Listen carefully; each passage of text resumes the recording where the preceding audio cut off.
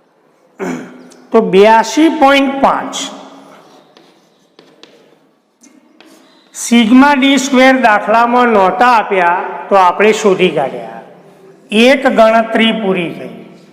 હવે ગણતરી નંબર 2 કે સિગ્મા ડી સ્ક્વેર 82.5 મળે. સાચો તફાવતના વર્ગો ક્રમાંકોના તફાવતના વર્ગોનો સરવાળો 82.5 એ સાચો કહેવાય નહીં. તો હવે આપણે સુધારેલો સિગ્મા ડી સ્ક્વેર શોધી કાઢીએ.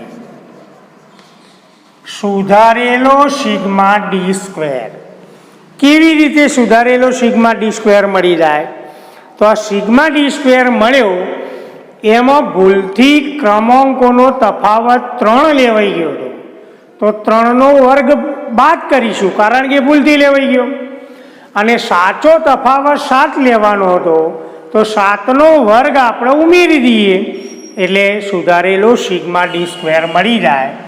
તો સુધારેલો સિગ્મા ડી સ્ક્વેર બરાબર સિગ્મા ડી સ્ક્વેર જે આપણે શોધી કાઢ્યો તે એમાંથી ખોટો ડી સ્ક્વેર જે લેવાઈ ગયો એ બાદ કરીએ અને સાચો ડી સ્ક્વેર ઉમેરી દઈએ એટલે સુધારેલો સિગ્મા ડી સ્ક્વેર મળી જાય.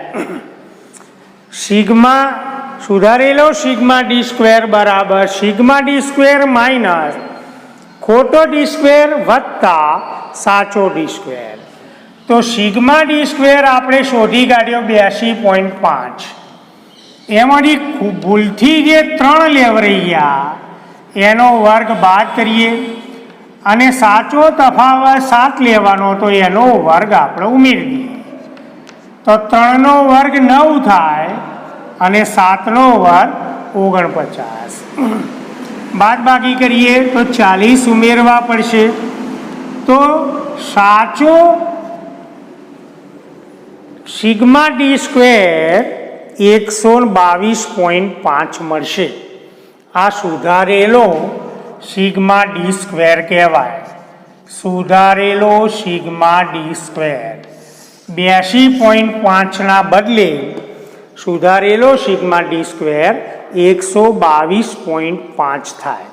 હવે આપણે સાચો સહસંબંધાંક શોધી કાઢીએ.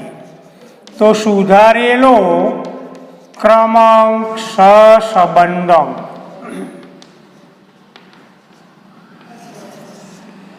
હવે સુધારેલો ક્રમાંક સહસંબંધાંક r બરાબર 1 - 6 અને સુધારેલો સિગ્મા ડી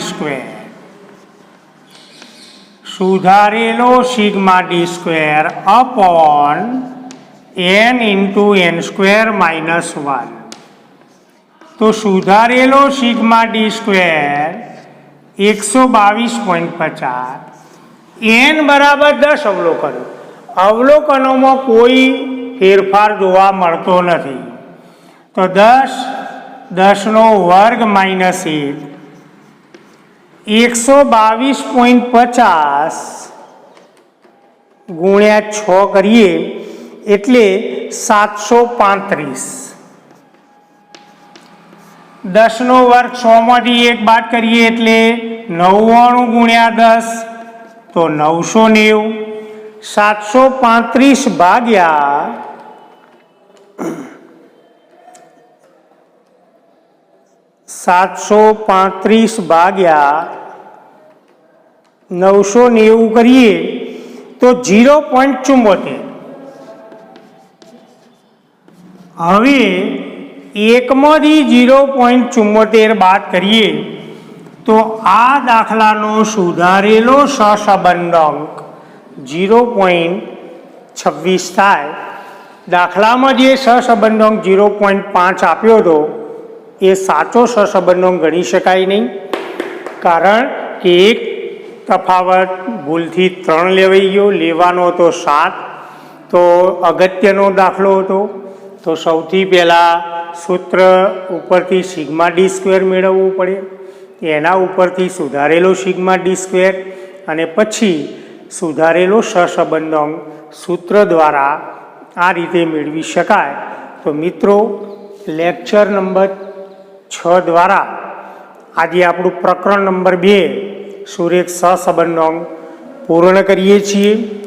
હવે પછી જ્યારે આંકડાશાસ્ત્રનું લેક્ચર આવશે ત્યારે નવા ચેપ્ટરની શરૂઆત કરીશું. 50 ગુણની શાળાકીય કસોટી વોટ્સએપ ઉપર મૂકેલી છે. ઉત્તરવહીમાં સારા અક્ષરે સુવાચ્ય ઉત્તરો લખજો. એક સાથે બધા વિષયની ઉત્તરવહીઓ શાળામાં આપજો.